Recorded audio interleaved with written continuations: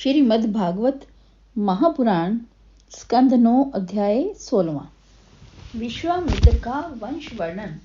सुखदेव जी कहने लगे, हे राजन, पिता के उपदेश से परशुराम जी 1 वर्ष तक तीर्थ सेवन कर फिर अपने आश्रम में गए।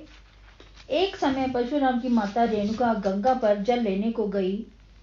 वहां उसने गंधर्वों के राजा चित्ररथ को अप्सराओं के साथ क्रीड़ा करते देखा। उसके देखने में वह ऐसी तत्पर हुई कि होम के समय को भूल गई। चित्ररथ की और रुचि भी फिर गई। विलंबन देख मुनि के शाप से डरने लगी और जल का कलश रख हाथ जोड़ खड़ी हो गई। मुनि इसका मानसिक व्यभिचार देख कुपित हो पुत्रों से कहने लगे कि इसे मार डालो, परंतु उन्होंने ना मारा। तब परशुराम ने पिता की आज्ञा से भाइयों समेत माता को मार डाला। इससे प्रसन्न हो जमदग्नि ने कहा, वर मांगो। तब इसने यह वर मांगा कि सब मरे हुए जी पड़े। तब ऋषि के अनुग्रह से वे सब जीवित हो गए। भागे हुए सहस्त्रबाहु के पुत्र परशुराम से पराजित हो पिता के वध को नहीं भूले थे। एक दिन परशुराम अपने भाइयों को ले वन गए। अपना बैर साधने की इच्छा से सहस्त्रबाहु के पुत्रों ने ध्यान अवस्थित मुनि का सिर काट डाला। परशुराम की माता ने सिर मांगा भी, लेकिन वे नीच सिर को ले गए। रेणुका दुख से छाती पीटने लगी और हे राम हे तात कहकर चिल्लाने लगी। इस आर्तनाद को सुनकर परशुराम आश्रम में आए तो क्या देखते हैं कि पिता मरा पड़ा है।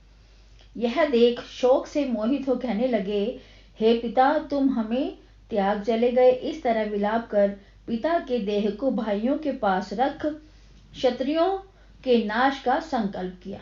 परशुराम ने महिष्मति में जा उन क्षत्रियों के नाश का संकल्प किया।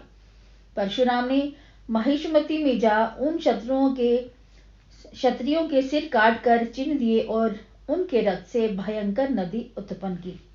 हे राजन, जब क्षत्रिय अन्याय करने लगे तब पिता के वध को निमित्त कर परशुराम जी ने 21 बार क्षत्रियों को मार समंत पंचक नाम देश में रुधिर के 9 तालाब बनाए। फिर पिता का सिर धड़ से जोड़ यज्ञ द्वारा भगवान की पूजा में प्रवृत्त हुए और होता को पूर्व दिशा, ब्रह्मा को दक्षिण दिशा, अधर्वयु को पश्चिम दिशा और उद्गाता को उत्तर दिशा दे दी। अन्य ऋषियों को कोण की दिशा दी। कश्यप को मध्य प्रदेश दिया, उद्रष्टा को आर्यव्रत दी और उससे आगे की भूमि सभासदों को दी। फिर यज्ञांत में स्नान से पापों को दूर करने को सरस्वती में स्नान किया।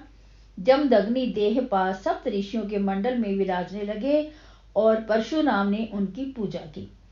आगामी मनवंतर में जमदग्नि के पुत्र परशुराम भी सप्त ऋषियों के मंडल में विराजेंगे।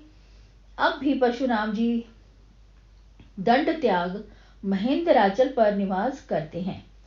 इस तरह भगवान ने भृगु वंश में जन्म ले असंख्य क्षत्रियों को मार पृथ्वी का भार जो है वो दूर कर दिया। गाधी से विश्वामित्र का जन्म हुआ। ये अपने तपोबल से क्षत्रित्व को छोड़ ब्रह्मा ऋषि हो गए। इनके 100 पुत्र हुए। बीज के पुत्र का नाम मधुछंद था।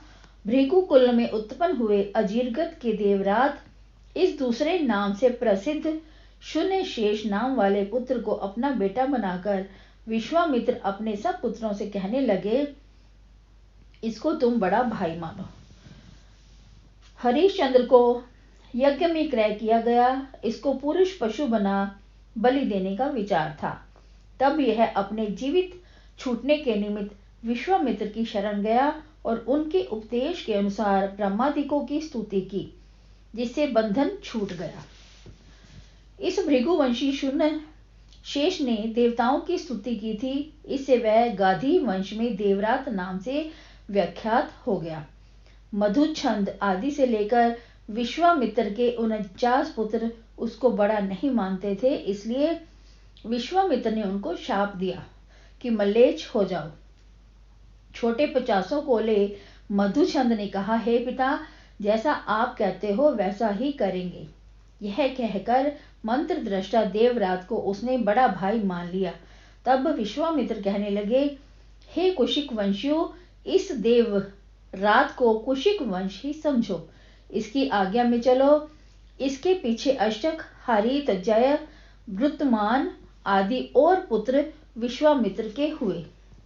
इसी तरह विश्वामित्र के पुत्रों ने कौशिक वंश के अनेक भेद कर दिए। इस सब में देवरात बड़ा माना गया। यह भृगुवंशी था, तो भी इससे कौशिक गोत्र को ही प्रवर भेद माना गया है।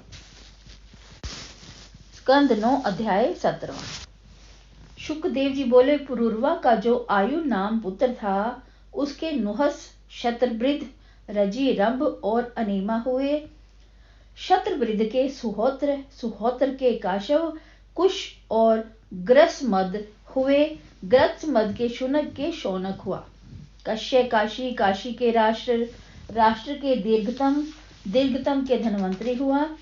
धनवंतरी के केतुमान और केतुमान के भीमरथ हुआ। भीमरथ के दिवोदास, दिवोदास के धुमान हुआ था।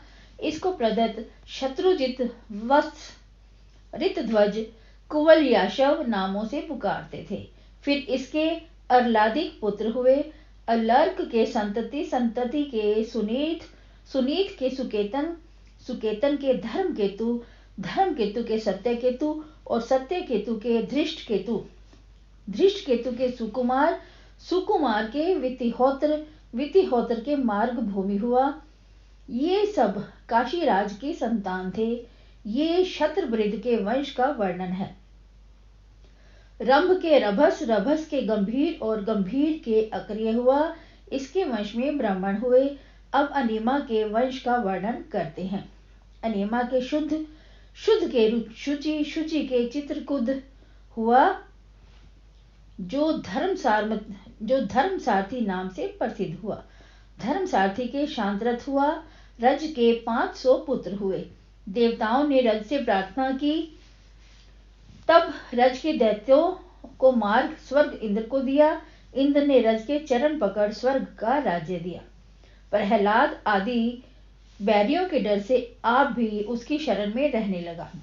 रज के मरने पर उसके पुत्रों से स्वर्ग मांगा, परंतु इन पुत्रों ने नहीं दिया और यज्ञ का भाग मांगने लगे। तब उनकी बुद्धि विचलित करने को बृहस्पति से यज्ञ करा, उनका नाश कर दिया। एक भी जीवित ना रहा। शतृवृद्ध का पोता कुश इसके प्रति हुआ। प्रति के संजय और संजय के जय हुआ। जय के कृत, कृत के हर्यवन, हर्यवन के सहदेव, सहदेव के अहीन और अहीन के जयसेन हुआ। जयसेन के संस्कृति, संस्कृति के जय, जय धर्मक्षेत्र, धर्मक्षेत्र के महारथ हुआ। अब नहुष वंश कहते हैं। स्कंद 9 अध्याय 18। श्री सुखदेव जी बोले, राजा नहुष के यति, ययाति, संयाति, आयुति, वियुति और कृति हुए थे। ये सब नहुष के अधीन थे। यति ने राज्य ग्रहण नहीं किया, क्योंकि वह जानता था कि राज्य में प्रविष्ट हो आत्मज्ञान नहीं होता। जब इंद्राणी के अपराध करने से अगस्त्य आदि ने नहुष को स्वर्ग नष्ट भ्रष्ट कर दिया और अजगर हो गया, तब ययाति राजा हुआ। इसने अपने छोटे भाइयों को चारों दिशाओं का स्वामी बना दिया और आप शुक्राचार्य और विश्वपर्वा की पुत्री से विवाह कर पृथ्वी के पालन में तत्पर हुआ। राजा परीक्षित ने पूछा, महाराज, शुक्राचार्य तो ब्राह्मण थे और ययाति क्षत्रिय था, यह संबंध कैसे हुआ? तब सुखदेव जी बोले, एक दिन वृषपर्वा की पुत्री शर्मिष्ठा अपनी सहस्त्र सखी और गुरुपुत्री देवयानी के साथ पुरी सरोवर की वाटिका में वस्त्र उतार स्नान कर रही थी। इतने में महादेव पार्वती उधर आ निकले। उनको देख वे झटपट जल से निकल लज्जित हो कपड़े पहनने लगी। जल्दी के मारे बिना जाने शर्मिष्ठा ने गुरुपुत्री देवयानी के वस्त्र पहन लिए। तब देवयानी कुपित हो कहने लगी, देखो दासी की बात, हमारे पहनने के वस्त्रों को पहनती है। तब शर्मिष्ठा क्रोध में गाली देते हुए गुरुपुत्री से बोली, हे भिक्षुकी, तू हम लोगों के घरों में श्वान व कौवे की तरह फिरा करती है। ऐसे वचनों से गुरुपुत्री का तिरस्कार कर वस्त्र छीन उसे कुएं में धकेल दिया। जब वह घर चली गई तब ययाति शिकार खेलता हुआ प्यास का मारा कुएं पर चला आया। उसमें देवयानी को देखा। तब वस्त्रहीन देवयानी को अपना दुपट्टा दे राजा ने उसका हाथ पकड़ कुएं से खींच लिया। तब वह प्रेम भरी वाणी से कहने लगी, हे शत्रु निपुदन, आपने मेरा हाथ पकड़ लिया है, इसी से मैं अब तुम्हारे सिवा दूसरे से पाणी ग्रहण करना नहीं चाहती। ययाति की इच्छा न थी, परंतु दैव की प्रेरणा से उसका मन उसमें लगा और देवयानी का वचन स्वीकार कर लिया। राजा के जाने पर रोती हुई देवयानी पिता के पास आई। जो शर्मिष्ठा ने सुनाया, इस पर शुक्राचार्य खिन्न हो पुरोहिताई की निंदा कर बेटी को लेकर चले गए। जब वृषपर्वा ने यह सुना तब वह उनके चरणों पर जा गिरा। तब शुक्राचार्य बोले, हे राजन, जो देवयानी कहे सो ही करो। वृषपर्वा ने स्वीकार कर लिया। तब देवयानी कहने लगी कि मैं यही चाहती हूँ कि पिता की दी हुई जहाँ मैं जाऊं वहीं शर्मिष्ठा अपनी सखियों के संग मेरी दासी बनकर चले। तब शर्मिष्ठा सहेलियों के साथ देवयानी की सेवा टहल करने लगी। शुक्राचार्य ने देवयानी के संग शर्मिष्ठा ययाति को दे उसे कहा, हे राजन, तू अपनी सेज पर शर्मिष्ठा को मत रखना। देवयानी को संतान समेत देख शर्मिष्ठा राजा की इच्छा किया करती थी। एक समय स्त्री धर्म अनुसार एकांत में बोली। जब राजपुत्री ने संतान की प्रार्थना की तब राजा ने शुक्र के वचन स्मरण कर उचित काल में उससे सहवास किया। देवयानी के यदु और दुर्वसु हुए और शर्मिष्ठा के द्रहा, अनु और पुरु हुए। जब देवयानी को मालूम हुआ कि मेरे पति से शर्मिष्ठा के गर्भ की स्थिति है, तब वह क्रुद्ध हो पिता के घर चली गई। राजा भी प्रार्थना करता हुआ उसके पीछे गया और चरण पकड़ लिए। शुक्राचार्य ने क्रुद्ध हो कहा, हे स्त्री लोलुप, बुढ़ापा तुझ में प्रवेश करे। ययाति बोले, हे ब्राह्मण, मैं अभी आपकी बेटी के सहवास से तृप्त नहीं हुआ। तब शुक्र बोले, जो तेरे बुढ़ापे को लेकर तरुणाई दे दे उससे बदला कर ले। ययाति ने अपने पुत्र यदु, तुवस, द्रहु तथा अनु आदि से यौवन मांगा, लेकिन किसी ने ना दिया। पुरु ने पिता का बुढ़ापा ले लिया। तब पिता ने पुत्र की तरुणावस्था से विषय भोगना प्रारंभ किया। ययाति प्रजा को पालने लगा और भोगों को भोगता रहा। देवयानी भी अपने प्यारे को आनंद देने लगी। राजा ने यज्ञों में दक्षिणा देकर यज्ञ पुरुष का पूजन किया। इस तरह सहस्त्र वर्ष ययाति भोगों को भोगता रहा, परंतु उसकी तृप्ति नहीं हुई।